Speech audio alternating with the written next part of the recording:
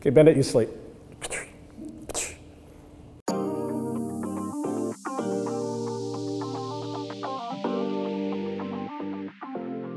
What's going on, guys? Wei from Revolution here with the Watchdog Bandit, who is my puppy. And we're here to talk to you about Cartier. So Bandit, I'm going to put you down now.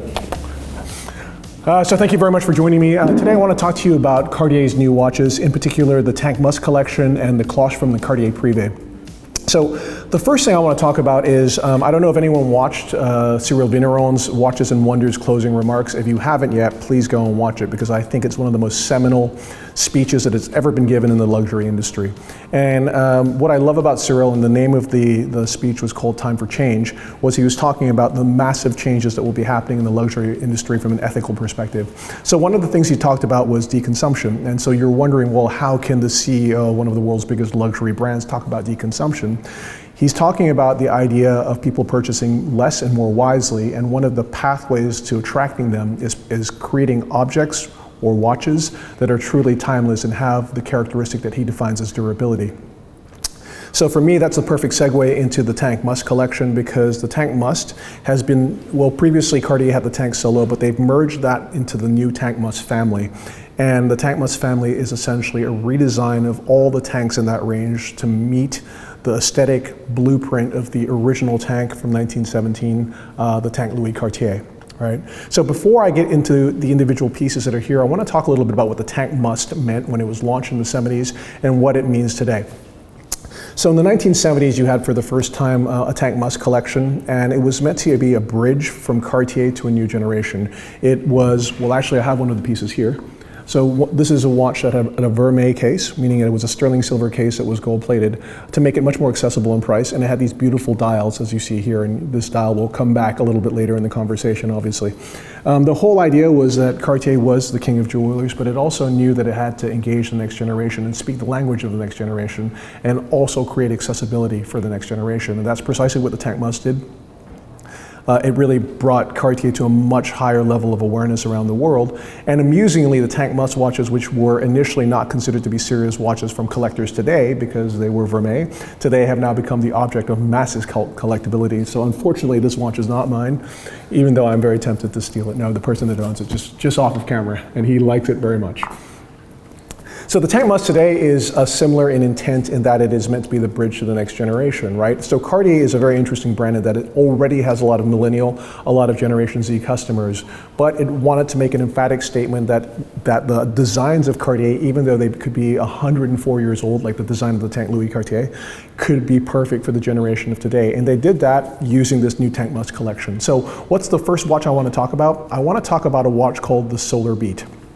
And this is a watch that Cyril Vigneron explained was a watch that used an iconic design that's 104 years old, right? And goes to show you that this design, unchanged, is perfect for today, but it's also meeting the ethical requirements and the technological innovation of today. So the reason why this is such an interesting watch, it's the luxury watch world's first solar-powered watch. It has a movement inside of it called Solarbeat, which is a movement that doesn't need to be serviced for 16 years, right? So I know, people have seen solar-powered watches before. There's a lot of Casios that have them, but this is a watch that is a luxury watch with a solar-powered movement. And the reason why I call it a luxury watch is when you look at it, it feels luxurious. There is no panel for the solar light.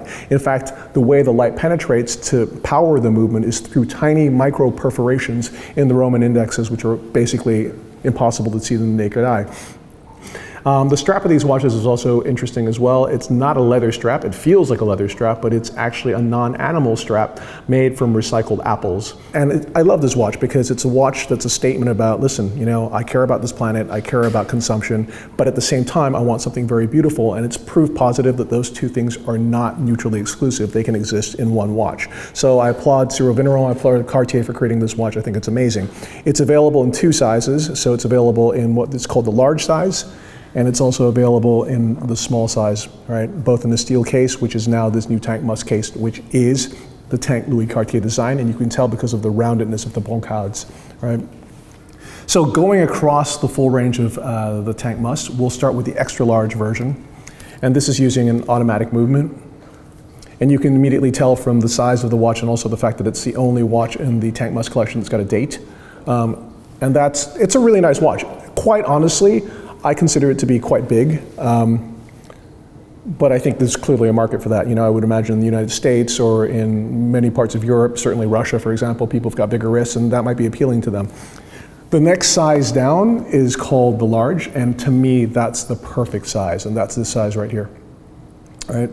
Amusingly enough, there is no medium, so we go directly from the large to the small, right? And the small it's actually incredibly elegant, and I would actually consider to wear this. It's probably the size of watches back in the 1920s for men. Anyway, and it's actually interesting. That's a good point. So I wanted to talk a little bit about gender in terms of watches as well. So I was having this conversation with Cyril, and I said, well, how is it that Cartier is so successful at making watches that are completely genderless and equally appealing to both sort of men and women, or however people want to identify themselves? So I would look at this watch, which I would actually wear, even at this size, and I think my father wears this size actually, or I would wear a large as well. Right? And I would imagine a woman could wear either of those watches equally well. He said that, actually, if you think about it, when watches were first created, the sizes were not that different between men's and women's watches.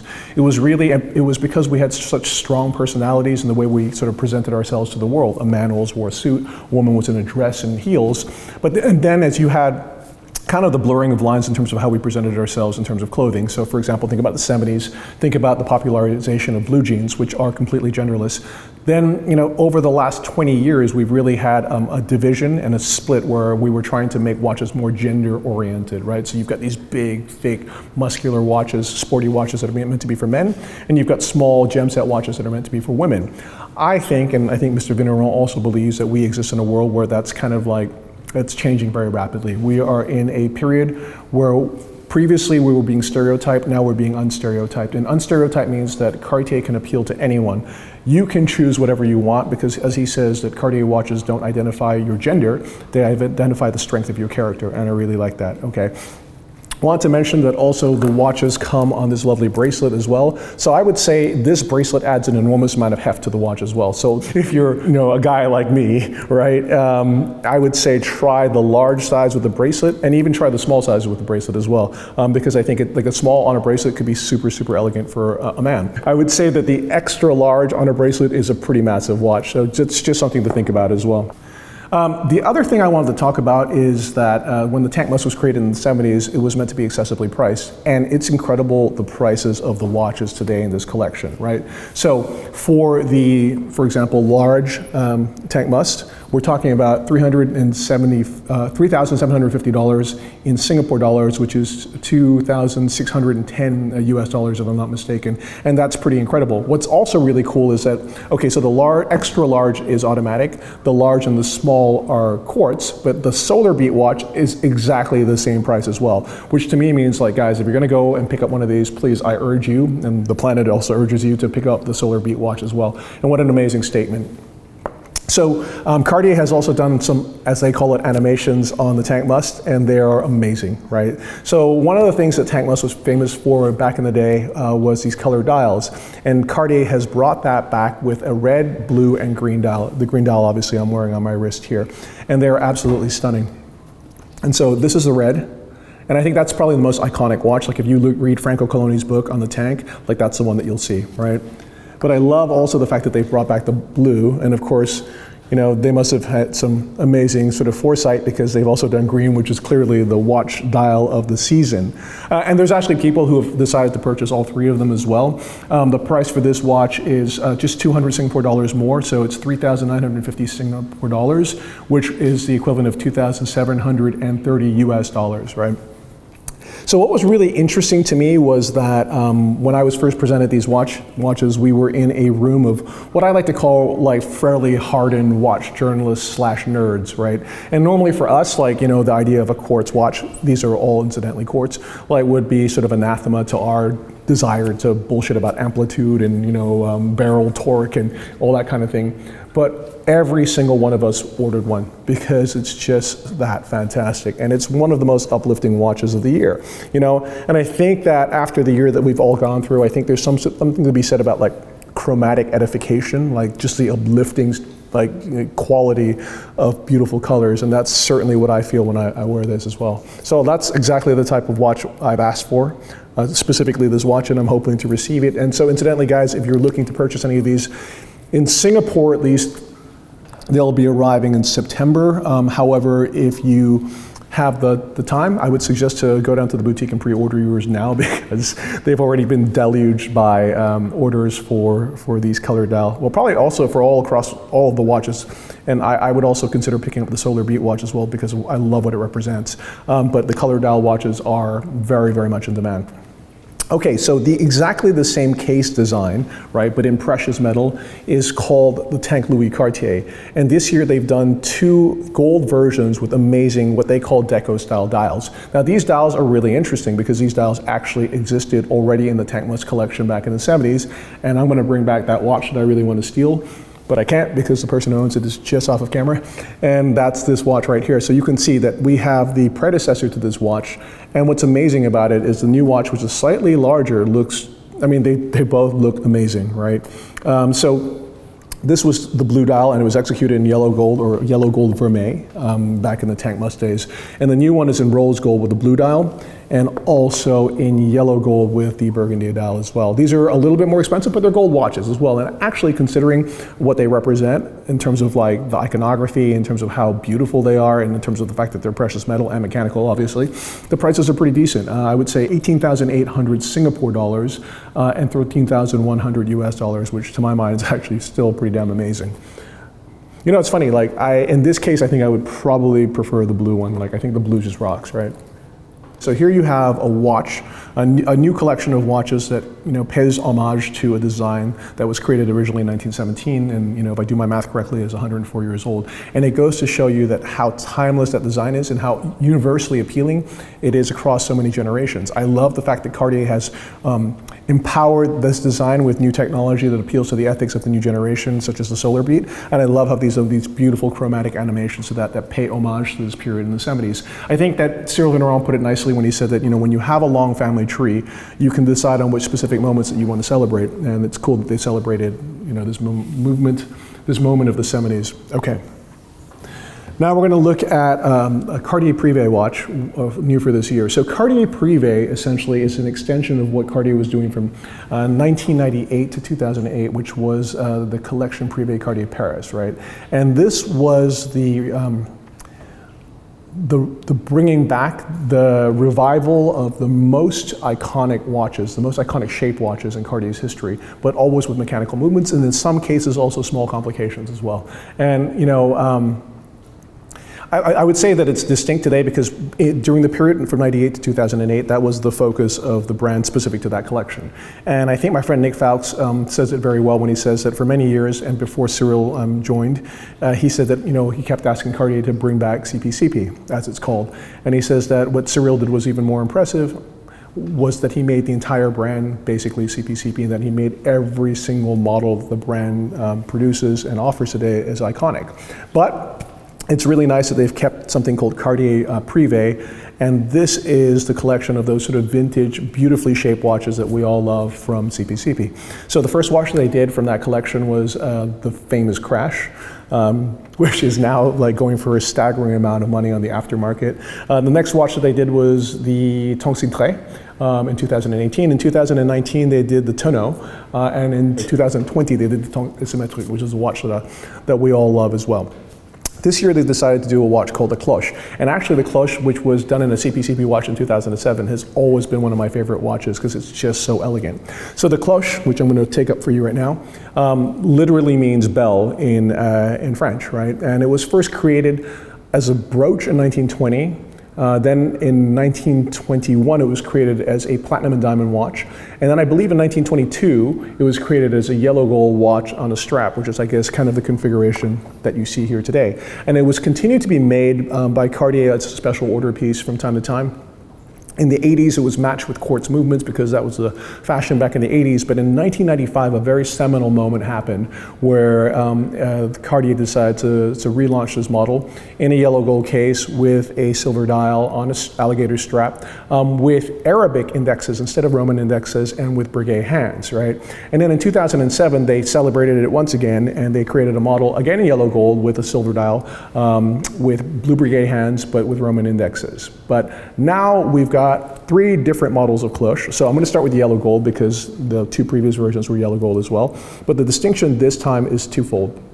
First, you have this beautiful sort of champagne dial with a sunray finish on it, and the sunray is really pronounced. And I have to say, it brings a wonderful sense of like vibrant energy to the shape of the cloche. And then on top of that, you've got sword hands as well. You've got Roman indexes as well, and you've got the chemin de fer, the famous Cartier chemin de fer on the perimeter of the dial. The second version is rose gold with a beautiful gray sunray dial as well, and applied rose gold indexes and sword hands as well. And bear in mind that they've never done a cloche for regular production, well, okay, regular limited production in rose gold before. And then to me, the watch that you have to own this, right? It's basically the platinum watch, which is, well, the other two dials have like a sunray finish. This has got an ivory finish, an ivory color, which has got a tiny sort of micro grain finish to it, which I find incredibly appealing. And it's just absolutely stunning. And guys, you guys know also that limited edition, like shaped Cartiers in platinum, have a tendency to rise quite astronomically in secondary value, especially with what's going on now in Cartier. So I would suggest that if you're interested in this watch, if you like the design, which is to me stunning, I would suggest to go immediately for the platinum piece, right? Would you guys agree? They're nodding, okay. So the other particularity of the cloche is that its orientation is, instead of, with 12 o'clock being here, it's here, right? To follow the shape of the watch. And the reason that they did that was so that you can actually buckle the watch and put it on like your bedstand or your desk and have it be like a miniature desk clock, which I think is amazing, or miniature travel clock, right? Which I think is really cool. And it's quite funny also because, like, I wouldn't say it's difficult to read, it just takes a moment for your kind of mind to wrap around it, in the same way it takes a moment for your mind to wrap around the Vacheron Constantin 1921 Historic American, which is also kind of canted. But the point is, no one's really wearing mechanical watches today for reading time, right? I mean, we are in some ways so over inundated by time in every electrical device that we see that you kind of don't care. You just want to watch it. Okay, it keeps time, but it's something beautiful and it's something that makes you dream, right? And I would say that's my conclusion as to why people are so interested in Cartier today. I think we've gone through a period where everyone was interested in super complications and really technical watches and so on. Everyone went through a period where they were super interested in vintage, especially vintage Rolexes, vintage Pateks, vintage Omegas, and I think we've come out of that. I would still say those are still very important types of watches and very collectible. But I think some point kind of came out of that, and like my friend Aura Montanari, aka John Goldberger, said, I just want to wear stuff that's really beautiful, right? And in the realm of beauty, in the realm of its contribution to watch design over the last century, there is no brand that's greater than Cartier. So guys, there you go, Tank Musk collection and the Cloche, and that's the piece to have right there, the platinum one. Take care.